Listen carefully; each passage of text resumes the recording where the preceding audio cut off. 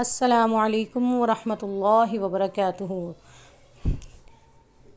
اب ہم وضو کا صحیح طریقہ آپ کے سامنے بیان کریں گے۔ مسائل ہوں گے، مسائل کو میں واضح کر کے آپ کے سامنے بیان کروں گی۔ تو وضو کرنے والی کو چاہیے کہ وضو کرتے وقت قبلہ کی طرف منہ کر کے کسی اونچی جگہ بیٹھے کہ چھینٹے اڑ کر اوپر نہ پڑیں، اور وضو شروع کرتے وقت بسم اللہ الرحمن الرحیم کہے، اور سب سے پہلے 3 دفعہ گھٹوں تک ہاتھ دھوئے، یعنی کلائیوں تک، ٹھیک ہے، 3 دفعہ کلائیوں تک ہاتھ دھوئے، پھر 3 دفعہ کلی کریں اور مسواک کرے۔ اگر مسواک نہ ہو تو کسی موٹے کپڑے یا صرف انگلی سے اپنے دانت صاف کرے کہ سب میل کچیل دانتوں سے اتر جائے۔ اگر روزہ دار نہ ہو تو غرارہ کر کے اچھی طرح منہ میں پانی پہنچائے۔ غرارہ یعنی منہ میں پانی ڈال کے اس کو حلق تک لے کے جا کے گھمانے کو غرارہ کہتے ہیں۔ اور اگر روزہ دار ہو تو غرارہ نہ کرے کہ شاید کچھ پانی حلق میں چلا جائے تو پھر اس سے روزہ ٹوٹ جائے گا۔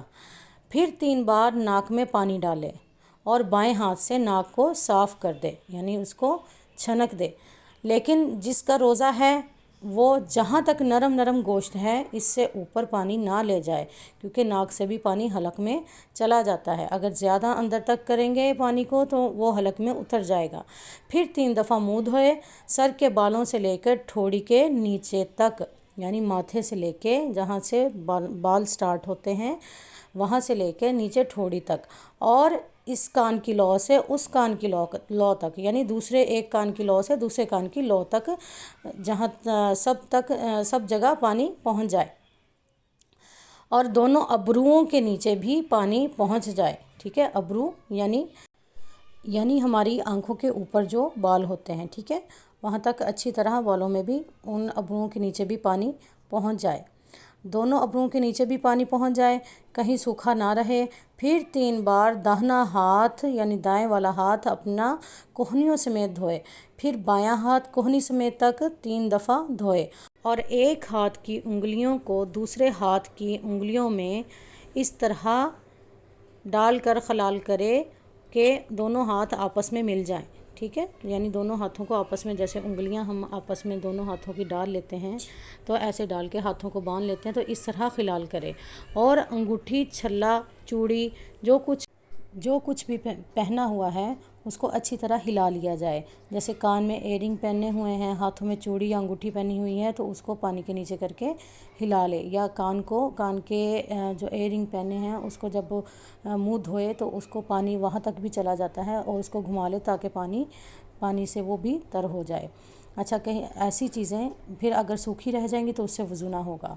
پھر 1 دفعہ سر کا مسح کرے، پھر کان کا مسح کرے، اندر کی طرف کا کلمہ کی انگلی سے یعنی شہادت کی انگلی سے، دونوں ہاتھوں کی جو کلمہ کی انگلی ہے اس انگلی سے کان کے اوپر کی طرف کا مسح کرنا ہے، اور جو انگوٹھے ہیں ہمارے اس سے کان کے پیچھے، کان کے اوپر یعنی پیچھے کا مسح کرنا ہے۔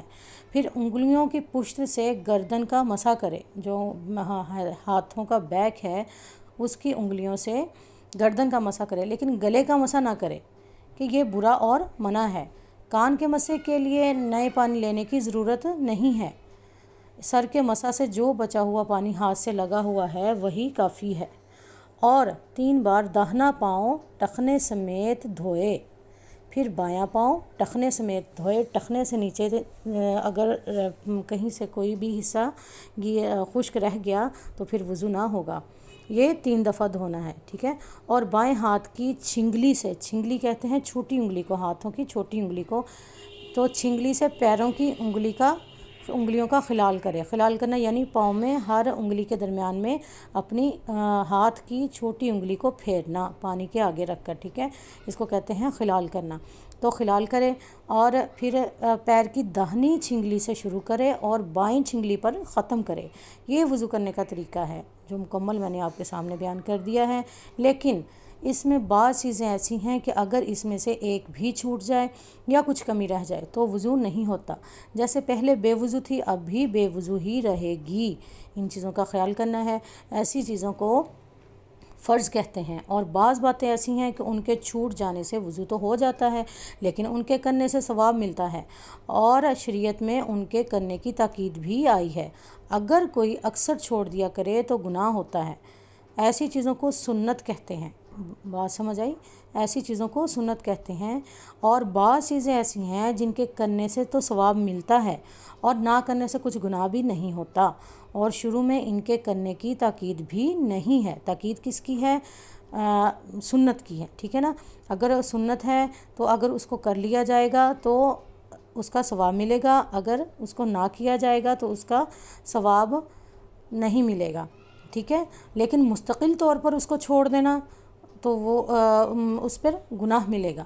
مستقل سنت جو ہے وہ کبھی کبھار کر لینی چاہیے، باقاعدگی سے کریں گے تو ثواب اس کا ہمیں ملے گا۔ لیکن مستحب کسے کہتے ہیں کہ اگر کر لیا تو ثواب ہے، نہ کیا گیا تو ثواب نہیں ہوگا۔ اب ہم یہاں تک صحیح وضو کا ہم نے طریقہ بیان کیا، اس طریقے سے آپ لوگوں نے صحیح وضو کرنا ہے۔